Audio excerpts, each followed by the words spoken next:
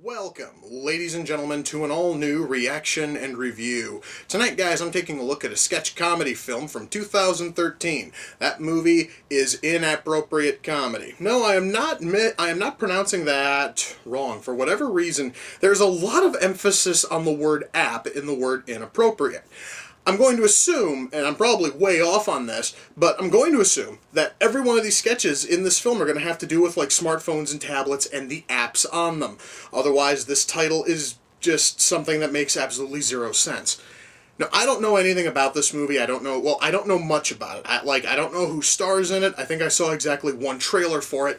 What I do know is that this movie is directed by legendarily irritating television pitchman Vince Offer. I also know that Vince Offer has made one other movie in his lifetime, and I've had the displeasure of seeing it.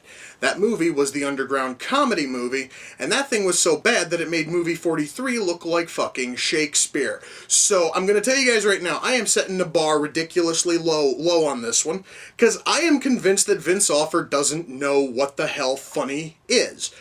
But I am going to hope and pray that he has somehow learned between making the underground comedy movie and this thing. However, I am totally ready if this thing winds up absolutely sucking. In fact, I am almost expecting it to suck. But the only way I'm going to find out is if I shut up and I push play, and I'm going to do that right now. So, without further ado, it's time to kick back, relax, and check out InAPPropriate Comedy.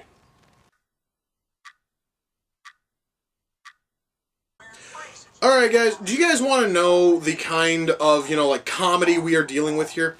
We have Adrian, we have Adrian Brody as Dirty Harry, except Dirty Harry's gay, and everything he says is some kind of a really poorly written entendre. That right there, guys, is the level of humor we're fucking dealing with here. I feel I'm in for terrible things.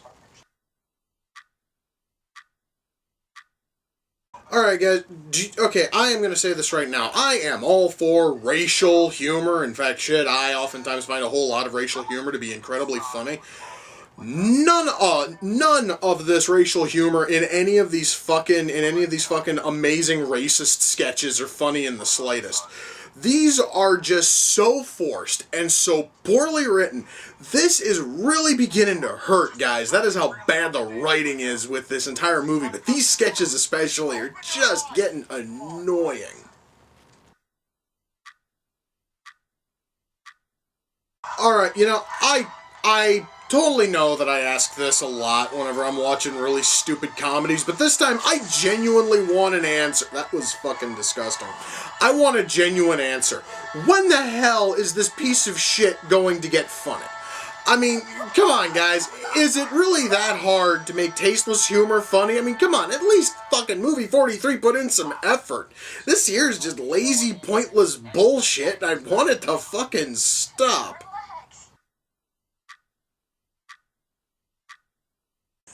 I hate this. Guys, you have no earthly idea how much I am tempted to just shut this goddamn thing off and just call this whole video a fucking loss.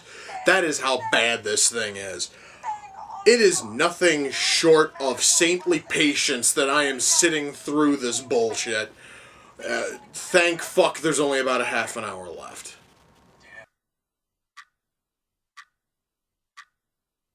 Okay, so at what point was a black guy getting his dick caught in a very large mouse trap supposed to be funny?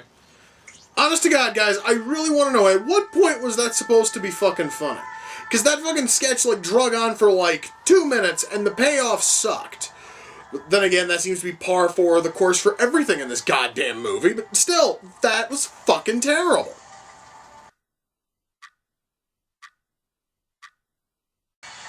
Thank fucking God. Well, guys, that was InAPPropriate Comedy. Oh, God. Alright, so I wondered about the title, wondered how they were going to work in the whole, emphasis on app thing.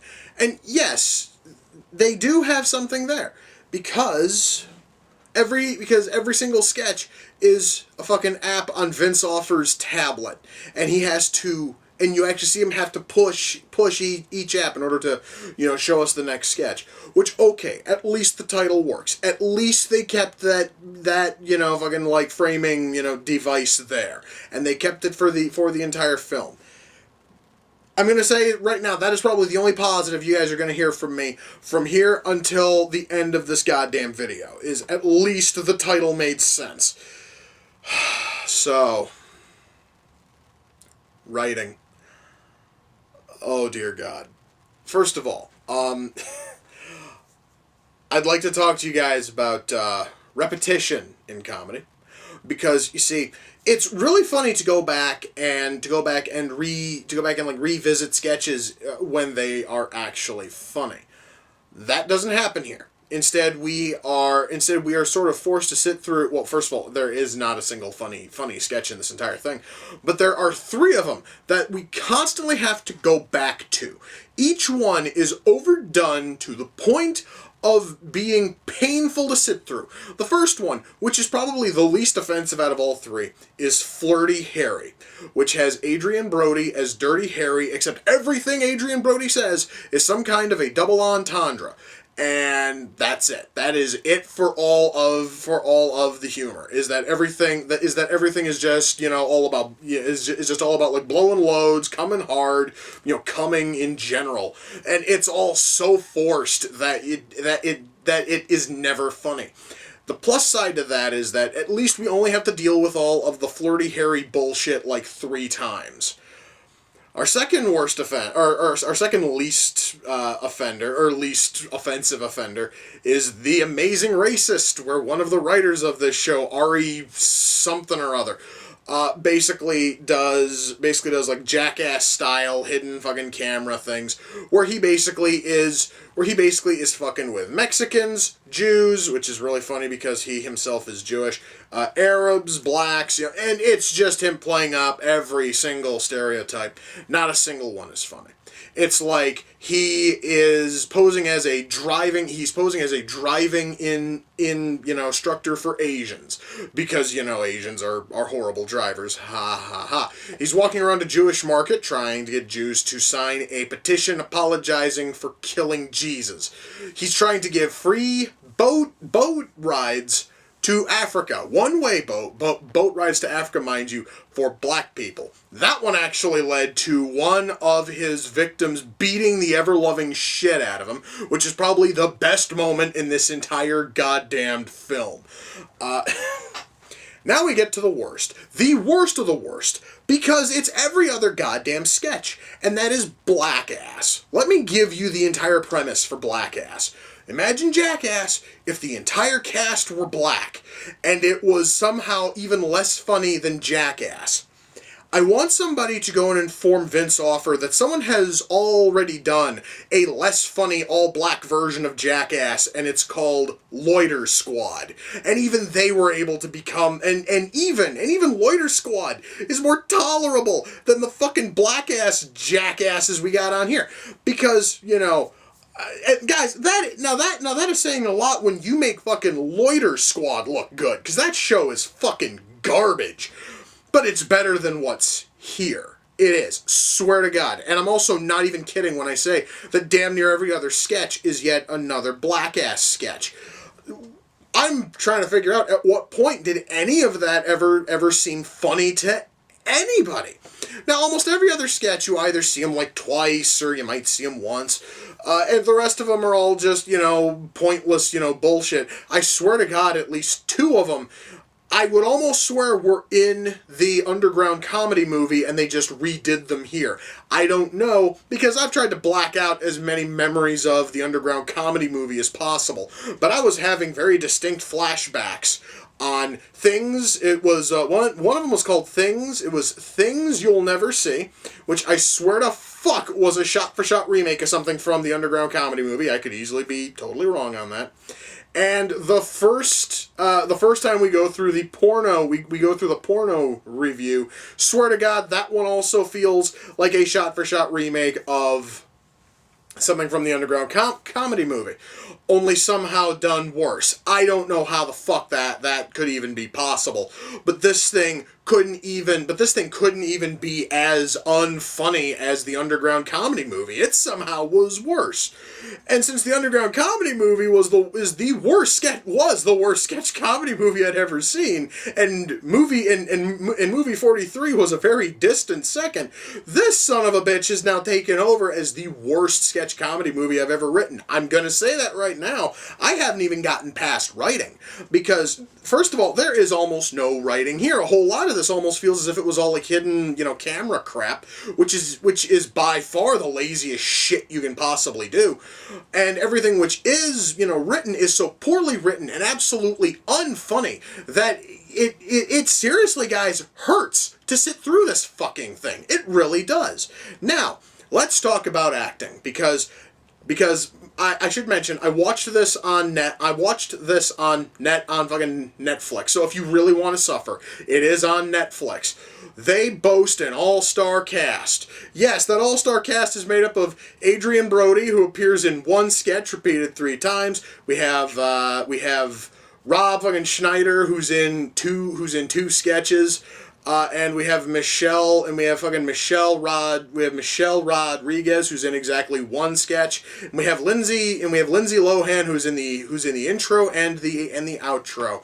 That is it for your all-star cast. So if anything, movie 43 also tops them in actually having an all-star cast. This thing here was able to get Adrian Brody and then a bunch of fucking no-name D-listers to sort of round out their all-star cast.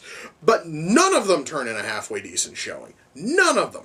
Okay, I was not expecting anything from Lohan, Rodriguez, or Schneider, but goddammit, I happen to remember watching High School, and I saw that Adrian Brody could actually act. What the fuck happened there, Brody? I mean, come on, I seriously was going to fucking write off Splice as just sort of like a fluke and that you could actually act, and then you were in this shit piece, and no matter how bad that fucking script was, there is no excuse for your acting being that bad. So I am now of the belief that High School is your fucking fluke that showed that you do have the potential to act, but you know what? With this and Splice, I don't think I want to watch anything else that has Adrian fucking Brody in it, alright? I'm gonna say that right now.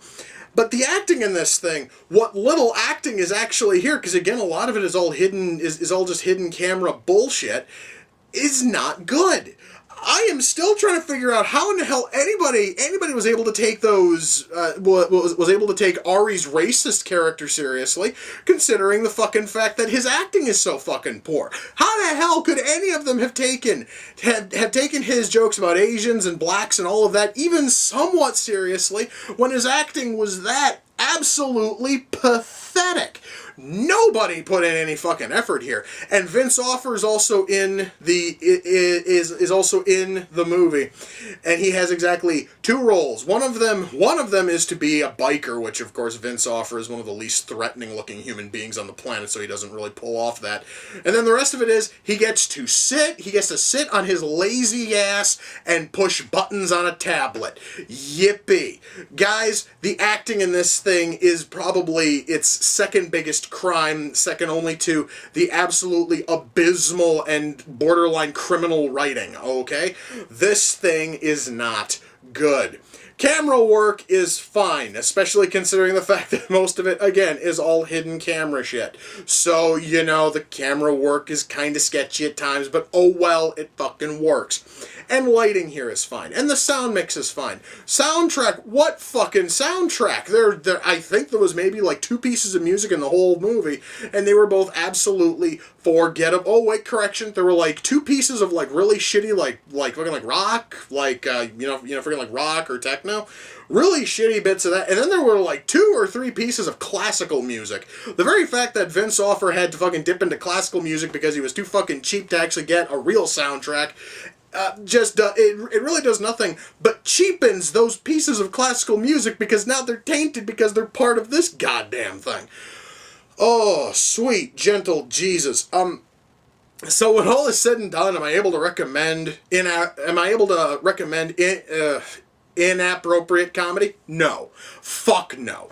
Guys, I don't care if you have Netflix, avoid this son of a bitch. This thing is not worth anybody's time. This thing is fucking 90 minutes that I honestly could have spent bashing my face in with a hammer, and I would probably have had a lot more fun bashing my face in with a goddamn hammer than sitting through this fucking thing. And this has now officially confirmed for me that Vince Offer does not know what comedy is. Vince Offer does not know how to write. He does not know how to direct. And God help me, I hope that worthless motherfucker never makes another goddamn movie in the rest of his fucking life. Vince Offer, I want you to burn in the deepest pits of hell for making such absolutely abysmally bullshit films like this. Fuck you, Vince Offer.